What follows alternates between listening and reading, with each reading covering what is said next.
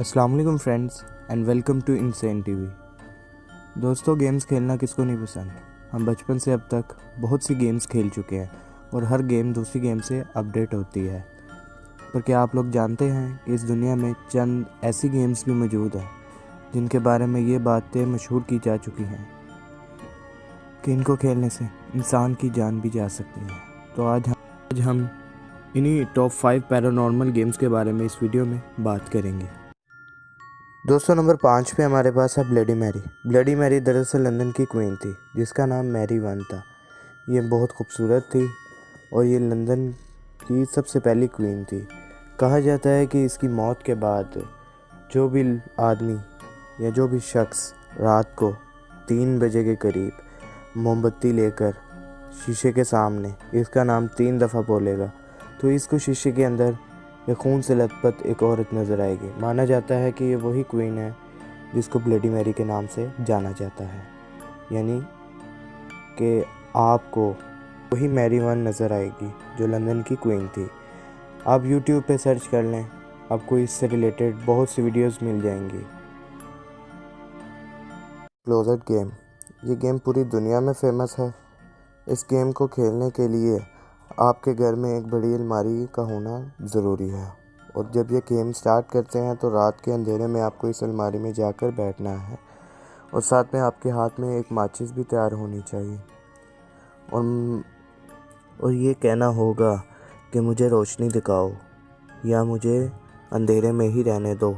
अगर आपको अपने पीछे से कोई आवाज़ आए तो फौरी वहाँ से माचिस जलाकर बाहर निकल आए, लेकिन ये ध्यान रखिएगा कि पीछे जो आवाज़ आए उसको इग्नोर करें, उसकी तरफ मत देखना, वरना डीमन आपको अपनी तरफ पीछे खींच के ले जाएगा और ये अलमारी हमेशा के लिए उस डीमन, उस शैतान का घर बन जाएगी। Elevator to the another world challenge, ये गेम कोरिया में और चाइना में सबसे ज़्यादा फेमस है। चाइनीज़ और कोरियन का ये मानना है कि इस गेम को खेलने से आप एक अलग ही दुनिया में एंटर हो जाते हैं जिसे डीमंस की दुनिया यानी शैतान की दुनिया कहा जाता है। इस गेम को खेलने के लिए आपको एक बहुत पुरानी बिल्डिंग ढूंढनी पड़ेगी। उसकी तलाश के बाद आपको उस बिल्डिंग के कम से कम 10 फ्लोर होना लाजमी चाहिए और उस 10 फ्लोर में से किसी भी एक एलिवेटर में आपको जाकर 2 4 2 6 2 10 5 दबाना होगा और फिर कहा जाता है कि तब लिफ्ट आपको 5वें फ्लोर पर ले जाएगी जहां से एक पुरस्कार लड़की लिफ्ट में दाखिल होगी। वो आपसे ये ज़रूर पूछेगी आप कहां जा रहे हैं, पर आपने इसका जवाब नहीं देना, ना ही आपने पीछे मुड़कर देखना है। उसके बाद ये औरत खुद फर्स्ट फ्लोर पे जाने का बटन दबाएगी और लिफ्ट खुद ब खुद 10वें फ्लोर पर चली जाएगी, पर याद रखें आपने उसे देखना नहीं है। इसके बाद शायद आप किसी और दुनिया यानी डीमंस, जिसका जिक्र मैंने स्टार्ट में ही किया था, वहाँ पर पहुँच जाएं। इस गेम में क्या हकीकत है इसका इल्म सिर्फ अल्लाह ताला को ही है, लेकिन ये गेम कोरिया और चाइना में बहुत ज़्यादा मशहूर। तो नंबर 2 पे बात करेंगे द चार्ली चार्ली चैलेंज भी।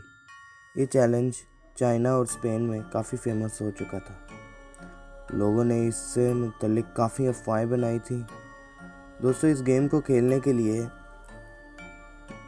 आपको एक पेपर पे 2 बारी यस और नो लिखना होगा और फिर 2 पेंसिल्स चाहिए जिनको ऊपर नीचे रखते हैं और फिर माना जाता है कि चार्ली यानी वो जिन्नात, वो शैतान आपसे बात करेगा।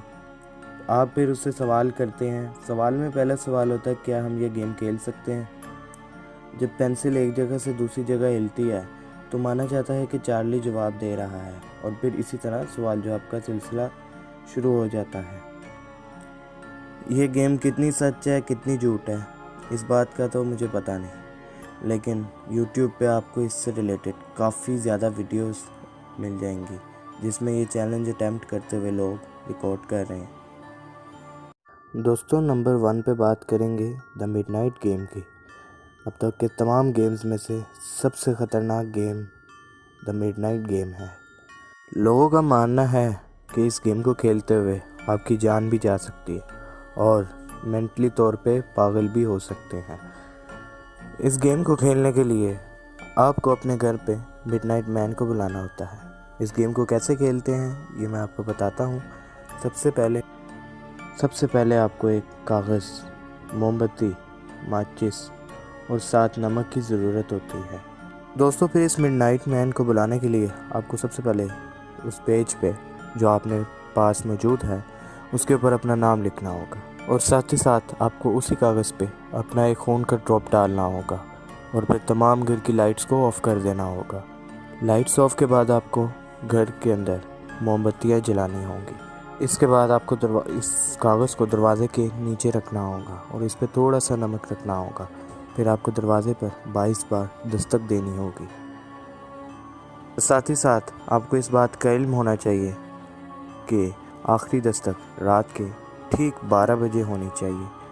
12 बजे के बाद आपको दरवाज़ा खोलना होगा और फिर कहा जाता है कि अगर सब कुछ ठीक रहा, सब कुछ अच्छे से हो गया तो ये माना जाता है कि ये मिडनाइट मैन की रूह आपके घर में एंटर हो जाएगी और ठीक 3 बजे से पहले आपको इससे बचना होगा। अगर आप 3 बजे या 3:33 तक इससे बच सके तो कहा जाता है कि मिडनाइट की रूह आपके घर से चली जाएगी। उम्मीद करता हूँ दोस्तों आपको ये मेरी वीडियो पसंद आई होगी। वीडियो को लाइक कीजिए और चैनल को सब्सक्राइब कर दें ताकि मेरी आने वाली तमाम वीडियो आप तक सबसे पहले पहुँच सके।